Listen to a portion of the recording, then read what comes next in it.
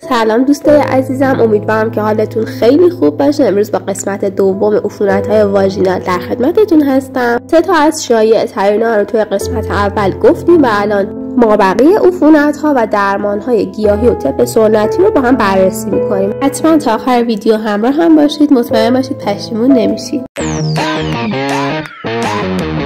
خب با این بریم سراغ 4مین نوع که واژینیت آتروفیکه. این اختلال به علت کاهش یا قطع استروژن اتفاق میفته، مثل وقتی که آدم یائسه میشه یا شیردهی انجام میده یا تخمدانهاشو برمیداره. در این مواقع استروژن کم میشه و واژینیت آتروفیک اتفاق میفته.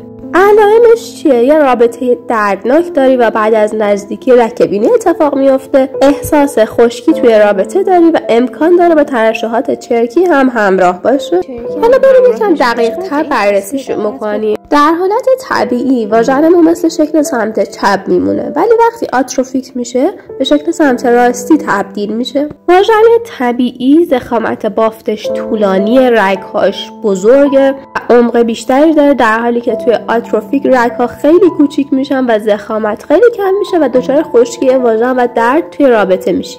درمان واژینیت آتروفیک به 2 صورته. اگر فقط درد هنگام رابطه است و سختی توی رابطه است، ژل لوبریکانت خیلی کمک کننده است. ولی اگر بخوایم اصولی تر درمان بکنیم، از کرم‌های استروژن باید استفاده کنیم که زیر نظر ماما یا متخصص داده میشه و بدون نسخه به کسی نمیدن. چون که اگر این کرم‌ها به صورت غیر اصولی استفاده بشه، خانم‌ها رو دچار سرطان‌های زنانه میکنه. 5مین مورد واژینیت التهابیه که تشخیص شبیه تریکومونا است، ولی برعکس تریکومونا ترشحاتش کف‌آلود نیست. ولی از علائم اصلی اون اریتم، التهاب و زخم در نتیجه رابطه دردناکی رو ایجاد میکنه. درمانش هم کرم کلیندامایسین 2% تا 7 شبه. در صورتی که علائمتون هنوز ادامه دار بود تا 14 شب استفاده بکنید. مورد شماره 6 سرویسیته و بعدش PID رو میخوام بهتون بگم که خیلی تخصصیه. یک معاینه دقیق با اسپاکولوم میخواد که توسط مامای متخصص انجام میشه.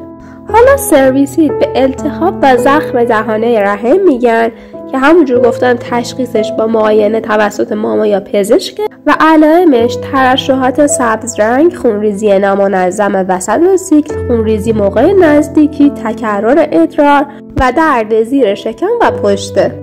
درمان سرویسیت باید خیلی جدی گرفته بشه، چون در صورت عدم درمان این عفونت‌ها پیشروی میکنن و به رحم میرسن.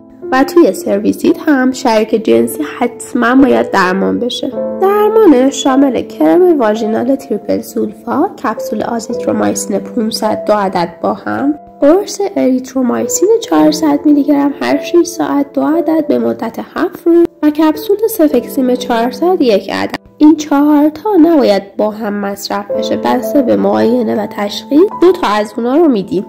مورد بعدی PIDه که وقتی عفونت‌ها پیشرفت میکنن و میکروارگانیسم‌ها به رحم و لوله فالوپ صعود میکنن، PID ایجاد میشه که همون عفونت و التهاب دستگاه تناسلی فوقانیه. تشخیصش اینه که درد شدید لگن و زیر شکم دارید، تب میکنید از عفونت زیاد و حساسیت سرویکس و تخمدانها هنگام انجام معاینه داخلی ایجاد میشه. برای درمانش هم همسر حتما باید درمان بشه و باید به پزشک مراجعه بکنید. بچه‌ها مثلا اگر اینو دهانه رحم در نظر بگیریم، وقتی به بالاتر میریم به رحم میرسیم و بعد لوله های فالوپ و اینجا هم تخمدانمونه. زیر دهانه رحم هم که واژن قرار داره. اینجا هم میشه ناحیه تناسلیمون که عفونت‌ها از اینجا شروع میکنن و توی واژن قرار میگیرن، بعد به دهانه رحم میرسن. از وقتی ما معاینه انجام میدیم با اسپاکولوم و دهانه رحم رو میبینیم، عفونت‌ها توی دهانه رحم قرار دارن، ولی اگه درمان نشن پیشرفت میکنن به سمت بالا میرن، رحم و لوله فالوپ هم درگیر میکنن.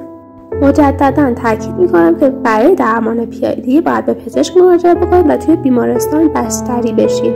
جوری نیست که خودتون آنتی بیوتیک مصرف بکنید و اوکی بشه.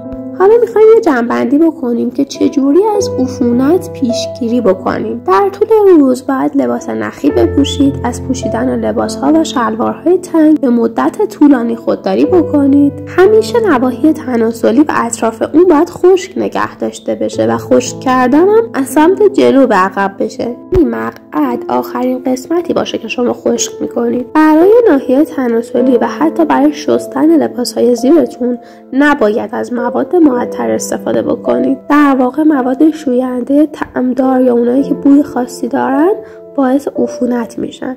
هرگز لباس‌های خیس و مرطوبتون رو نپوشید، بذارید کاملا خشک بشه. در مواقعی که پریودید پد بهداشتیتون رو باید نهایتا 6 تا 8 یک بار عوض بکنید. اینکه میرید پد با قدرت جذب بالا میگیرید و کل روز همون یکی رو مصرف میکنید، اینا باعث میشه که شما مستعد عفونت بشید. پدهای با جذب بالا برای مسافرت و جاهایی که امکان عوض کردن مداوم وجود نداره مناسبه، ولی در روزهای عادی بهتره که نوارتون رو هر 6 تا 8 ساعت عوض بکنید.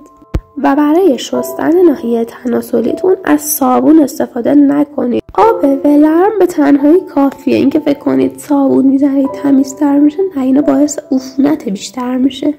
اما 2 نکته مهم و لازمه که بهتون بگم. اولیش این که خودسرانه آنتیبیوتیک مصرف نکنید. مصرف بی‌رویه و خودسرانه آنتیبیوتیک ها باعث میشه باکتری های مفید و طبیعی رو که به حفظ سلامت کمک میکنه از بین ببره و زمینه رو برای ابتلا به عفونت های قارچی توی واژن افزایش بده. و نکته بعدی اینه که بانوانی که قرص های ضد بارداری مصرف میکنن و یا توی دوران بارداری شیردهی یا استگیان، چون سطح هورمون های بدنشون دستخوش تغییر میشه، باید بیشتر بهداشت فردی خودشون رو رعایت بکنن.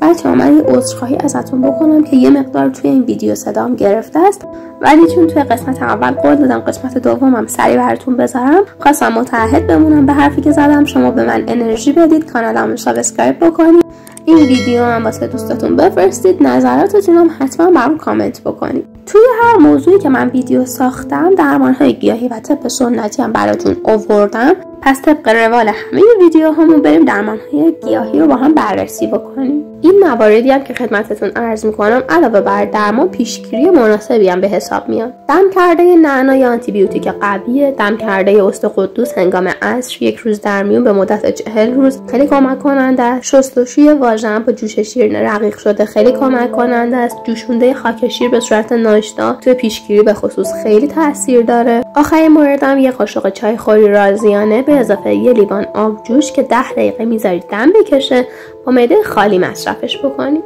بریم یه سری داروی گیاهی هم بهتون معرفی بکنم. اولین مورد پماد واژینال لکورکس که ساخته شده از گیاه آبیشنه و قابل استفاده در موارد بیوی، کاندیدا و تریکومونا. بیوی مورد اولیه که واسهتون گفتم، همون واژینوز باکتریایی، کاندیدا مورد سوم، تریکومونا مورد دومه. داروی دوم پماد واژینال میرتولئا، قابل استفاده در موارد ابتلا به بیوی، کاندیدا و تریکومونا. داروی سوم کرم واژینال کامیلینه که برگرفته از گیاه پونه و قابل استفاده در کاندیدا است.